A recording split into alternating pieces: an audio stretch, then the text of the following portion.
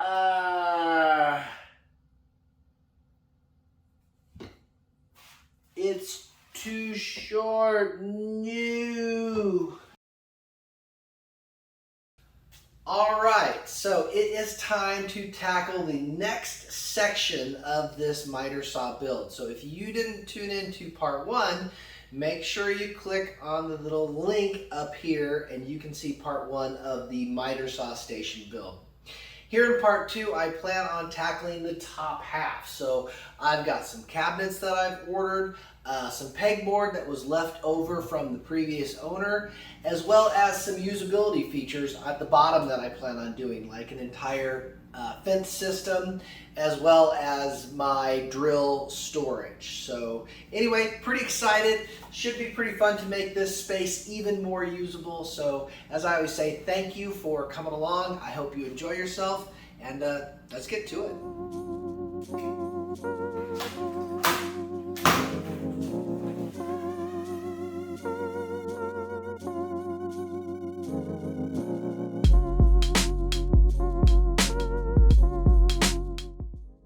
Alright, well, as you can see, I got not only one, but 5 cabinets. This is gonna be awesome. You could build your own, but for the price and the time, this is just so much easier. So, I mean, I literally just bought pre-made cabinets through a big box store, and it's done. So now all I have to do is hang them. I'm gonna do a French cleat.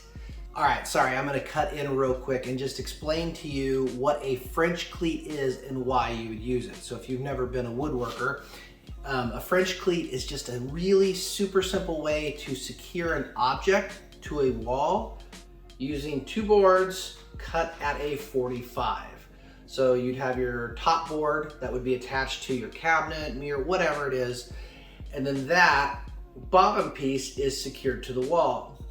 The magic is this 45 degree, when you put that piece in there and it sits down in, that downward pressure will hold that piece in place securely.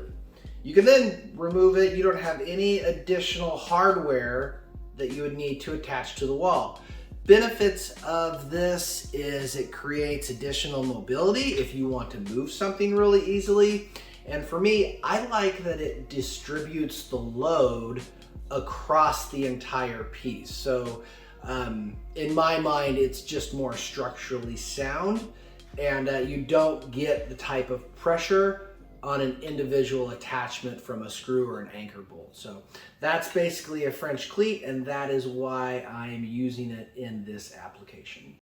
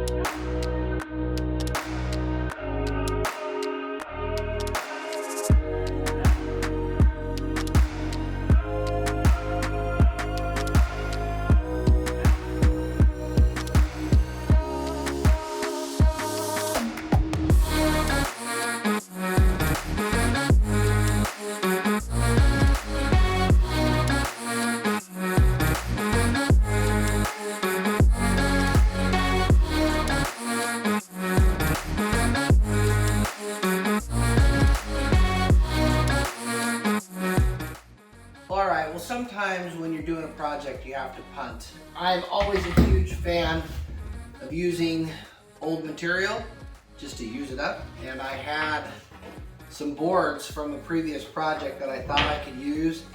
And I was a little worried. In a process like this, using plywood just works a lot better. It's just more, it's engineered to be structurally sound. Unlike a regular piece of wood where you've got to be concerned with the grain of the wood. I know better. I should have pre-drilled holes in this, but I didn't because I was lazy and I split the wood. I am just gonna scrap this and use it for a different project. And I'm gonna go ahead and bite the bullet and just use some plywood on this. It's just going to be stronger. These things happen. Oh well. Moving on.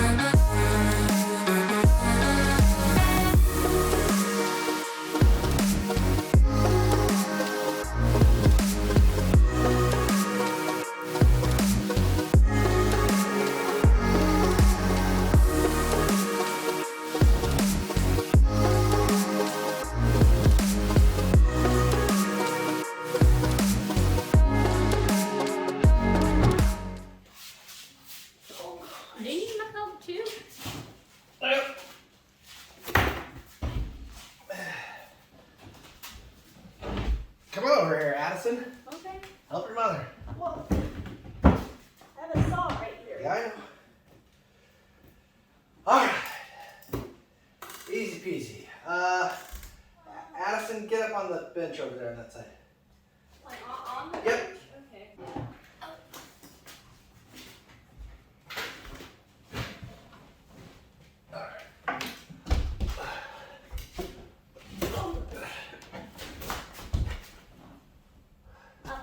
You gotta lift, baby. Lift. That's it. That's it.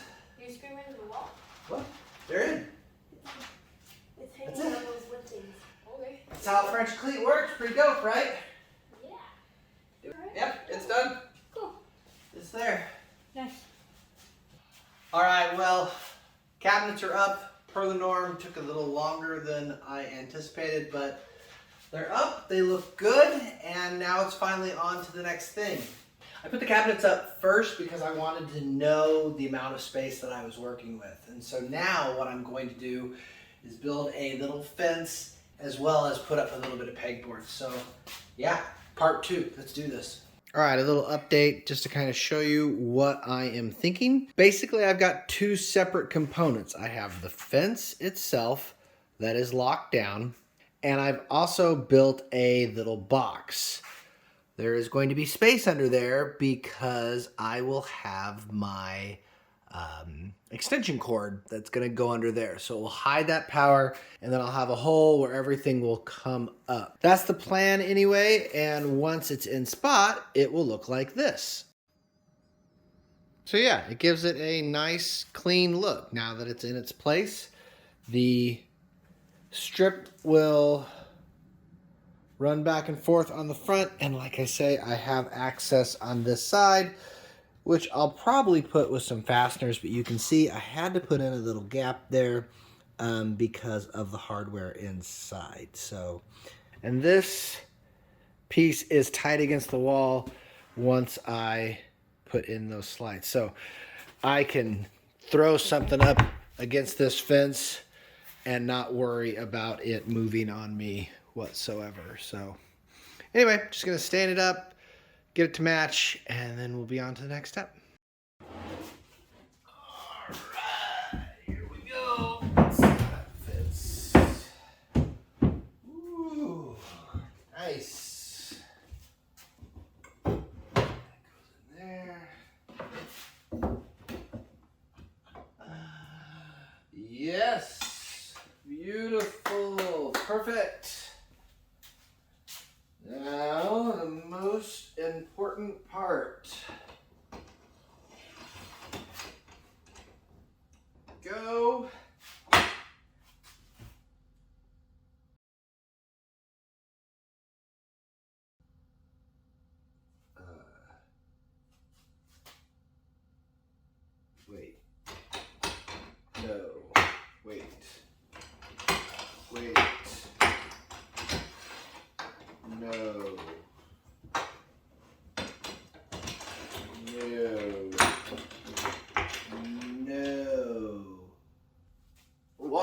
you not long enough.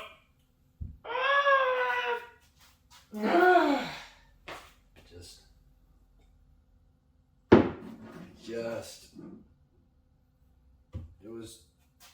it looks so good too.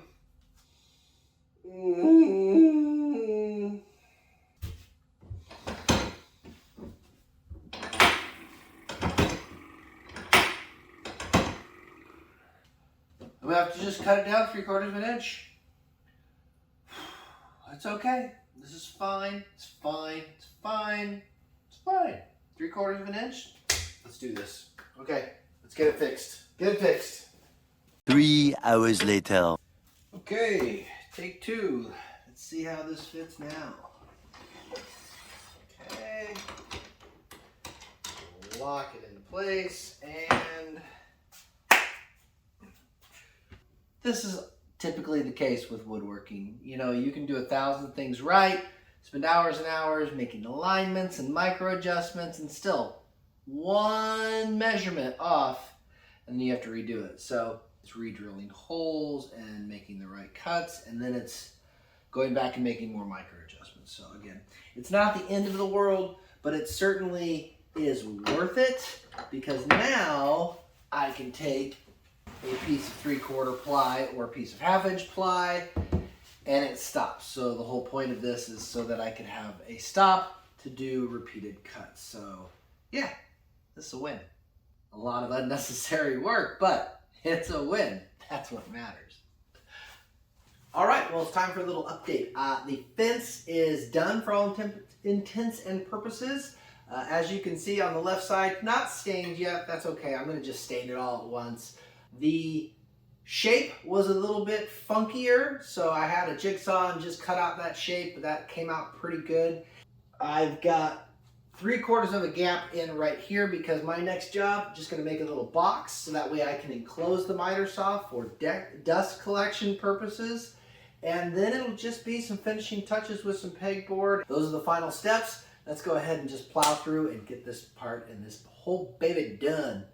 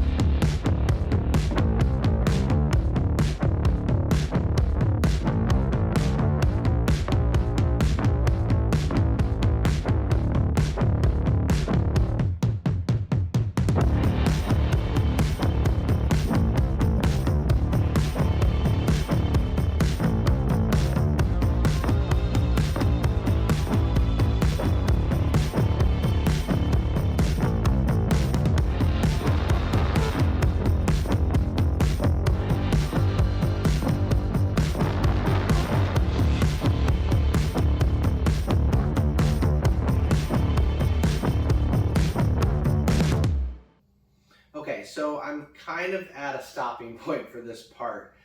If you have your own workshop, you'll know that one of the most difficult things to do sometimes is just organize. And you can see I've finally got the space to do it. Now, granted, it's still got a bunch of things left to do.